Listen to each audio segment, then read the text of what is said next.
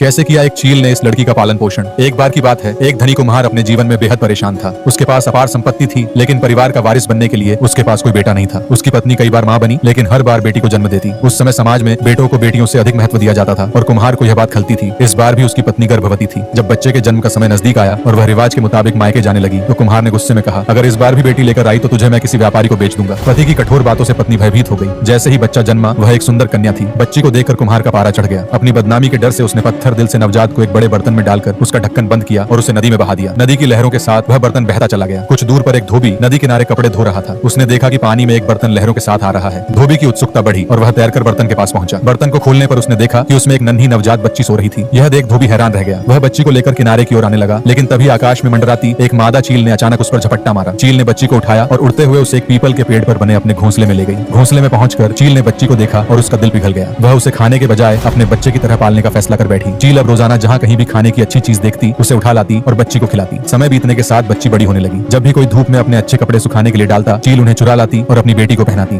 एक दिन राजा की बेटी नदी में नहाने आई और अपने गहने किनारे पर रख दिए। तभी एक चील आई और मौके का फायदा उठाकर गहने उठा ले गई। चील ने ये गहने अपनी बेटी को पहना दिए। यही नहीं, वह लड़की के लिए सामान जैसे कंघी, सिंदूर, आईना और सुगंधित तेल का डिब्बा भी जहाँ जहाँ पाती उठा लाती और अपनी बेटी के लिए रख देती। धीरे धीरे चील की बेटी बड़ी होकर एक खूबसूरत युवती बन गई। जब वह युवती बनी तो चील को उसकी सुरक्षा की चिंता सताने लगी। एक दिन उसने अपनी बेटी से कहा, अब तू बड़ी हो गई है और मैं तुझे अकेला छोड़कर दूर चली जाती हूँ। मुझे डर है कि तुझे कोई हानि न पहुंचाए, इसलिए अगर कभी तुझे किसी खतरे का सामना हो तो यह गीत गाना। मैं तुरंत तेरे पास आ जाऊंगी। पत्ते हिले, शाखें डोले, चील मैया दौड़ी आए, मेरी रक्षा कर माँ, मेरी रक्षा कर। कुछ समय बाद एक राजकुमार उस पेड़ के पास से गुजरे। गर्मी से परेशान होकर उसने पीपल की छांव में आराम करने का सोचा। जैसे ही वह बैठा, उसके हाथ में एक लंबा बाल आ गिरा। उसने ऊपर नजर उठाई तो देखा कि चील की बेटी पेड़ पर बैठी थी। अद्भुत सुंदर। वह लड़की इतनी अनोखी थी कि राजकुमार को संदेह हुआ। उसने सवाल किया, तुम कौन हो, अप्सरा हो या कोई रहस्यमयी प्राणी जो पेड़ पर रहती है? अगर इंसान हो तो पेड़ पर क्यों चढ़ी हो? उसके सवाल सुनकर चील की बेटी घबरा गई। उसने एक गीत गाकर अपनी माँ को बुलाया। बेटी की पुकार सुनकर चील तुरंत वहां पहुंची और अपनी बेटी से उसकी परेशानी का कारण पूछा। बेटी ने इशारे से नीचे खड़े राजकुमार की ओर इशारा किया। चील ने उस युवक को देखा जो जवान और आकर्षक था। उसने सोचा कि अगर उसकी बेटी की शादी इस व्यक्ति से हो जाए तो यह एक अच्छा समाधान होगा। चील नीचे आई और राजकुमार से बातचीत शुरू की। उसने अपनी बेटी की स्थिति और उसकी कहानी बताई। राजकुमार ने जवाब दिया, मैं एक राजघराने से हूँ, लेकिन मेरी पहले से 7 पत्नियां हैं। यदि तुम्हें इस बात से कोई आपत्ति नहीं है तो मैं तुम्हारी बेटी से विवाह करने के लिए तैयार हूँ। मैं वादा करता हूँ कि उसे हमेशा खुश रखूंगा और उसे कभी कोई दुहक नहीं दूंगा। चील माँ ने कुछ देर सोचा और फिर अपनी बेटी को समझाकर पेड़ से नीचे ले आई। उसने अपनी बेटी का हाथ राजकुमार के हाथों में देते हुए कहा, यह मेरी सबसे प्रिय है। जब भी इसे मेरी जरूरत हो, यह बस गाना गाकर मुझे बुला लेगी और मैं तुरंत आ जाऊंगी। अपनी माँ से बिछड़ने के दुहक में रोती हुई बेटी राजकुमार के साथ महल चली गई। राजकुमार ने उसे बड़े प्यार और सम्मान से अपने महल में रखा, लेकिन उसकी पहली रानियों को यह बात बिल्कुल पसंद नहीं आई। वे चील की बेटी से ईर्ष्या करने लगी और उसके प्रति द्वेष से भर गई। धीरे धीरे उन्होंने उसके खिलाफ षड्यंत्र रचना शुरू कर दिया। एक दिन 7 रानियां उसके पास आईं और उससे कहा कि तुम्हें आज हम सबके लिए चावल पकाना होगा। चील की बेटी यह सुनकर परेशान हो गई। उसे खाना बनाना तो दूर, चावल पकाने का तरीका तक नहीं आता था। वह घबराकर घर के पीछे केले के पौधों के पास छिप गई और रोते हुए अपनी चील माँ को पुकारने लगी। उसकी आवाज सुनकर चील माँ तुरंत वहाँ आ गई और प्यार से पूछने लगी, क्या हुआ बेटी, क्यों रो रही हो? बेटी ने सुबकते हुए कहा, माँ, मेरी सौतने मुझसे चावल पकाने को कह रही हैं। अगर मैंने नहीं बनाया तो वे राजकुमार के सामने मेरी बुराई करेंगी, लेकिन मुझे तो चावल पकाना आता ही नहीं। यह सुनकर चील माँ ने उसे सांत्वना दी और कहा, डर मत मेरी बच्ची, जैसे मैं कहती हूँ वैसे ही करना। एक बर्तन में पानी भरकर उसमें एक चावल का दाना डाल देना। दूसरे बर्तन में पानी भरकर एक पत्तेदार सब्जी का पत्ता डाल देना। फिर दोनों बर्तनों को ढक्कन से ढककर नीचे एक एक लकड़ी रख देना। इसके बाद घर से बाहर जाकर थोड़ी देर बैठना। जब तुम वापस आओगी तो दोनों बर्तनों में तैयार भोजन मिलेगा। इतना कहकर चील माँ उड़ गई। बेटी ने माँ के बताए अनुसार ही किया। थोड़ी देर बाद उसने देखा कि दोनों बर्तनों में स्वादिष्ट चावल और सब्जी बन चुकी थी। उसने अपनी सौतों को भोजन करने के लिए बुलाया। 7 सौतें अपनी थालियों में छोटे छोटे छेद करके आई थी। जब बेटी ने उन्हें चावल और सब्जी परोसी तो सारा रस थालियों के छेद से बह गया। सौतें बार बार कहती, भात खत्म हो गया और लाओ, लेकिन अक्षय बर्तन से भोजन कभी खत्म नहीं होता। अंत में थक हार कर सौतें लज्जित होकर वहां से चली गईं। कुछ समय बाद 7 सौतों ने मिलकर चील की बेटी को गायों का बाड़ा साफ करने और पूरे घर की सफाई करने को कहा। चील की बेटी को इन कामों की आदत नहीं थी, क्योंकि उसने कभी ऐसा कुछ नहीं किया था। वह बाड़े में जाकर रोने लगी और अपनी माँ को पुकारने लगी। हमेशा की तरह चील माँ तुरंत वहाँ पहुंच गई और बेटी से परेशानी का कारण पूछा। बेटी ने अपनी समस्या माँ को बताई। चील माँ मुस्कुराई और बोली, बेटी, झाड़ू की एक लाठी लो और इसे बाड़े के किनारे से दूसरे किनारे तक फेर दो, देखना बाड़ा पूरी तरह साफ हो जाएगा। यह कहकर चील माँ उड़ गई। बेटी ने माँ की बात मानी और वैसा ही किया। उसे देखकर हैरानी हुई कि पूरा बाड़ा चमचमा उठा। राजकुमार बेटी के काम से बेहद खुश हुआ और उससे और भी अधिक प्यार करने लगा। इसी बीच 7 पत्नियां कपास धोकर सूत तैयार कर रही थीं और दांत पर कपड़े बुनने लगी, लेकिन चील की बेटी को यह सब करना नहीं आता था। वह सूत और कपास हाथ में लिए रोते हुए बैठ गई। 7 पत्नियां मन ही मन खुश हो रही थीं और सोचने लगी, इस बार तो यह फंस गई। जब यह कपड़ा तैयार नहीं कर पाएगी तो राजकुमार इसके साथ क्या करेगा पता नहीं। उधर बिहू का त्योहार पास आ रहा था। परेशान चील की बेटी केले के बगीचे में जाकर छिप गई। चील की बेटी केले के बगीचे के पीछे छिपकर रो रही थी और अपनी माँ को पुकार रही थी। इस बार भी चील माँ ने उसे सांत्वना दी और कहा, चिंता मत कर, जब तक मैं जीवित हूँ तुझे कोई परेशानी नहीं होगी। अब तू 4 बांस के लंबे टुकड़े ले आ, उनके अंदर थोड़ा थोड़ा कपास भरकर उनका मुंह बंद कर दे। बिहू के दिन जब तेरा पति तुझसे कपड़े मांगेगा तब यही टुकड़े उसे दे देना। यह कहकर चील माँ उड़ गई। चील की बेटी ने माँ की बात तो सुनी, लेकिन कपास को छूने तक से इनकार कर दिया। यह देखकर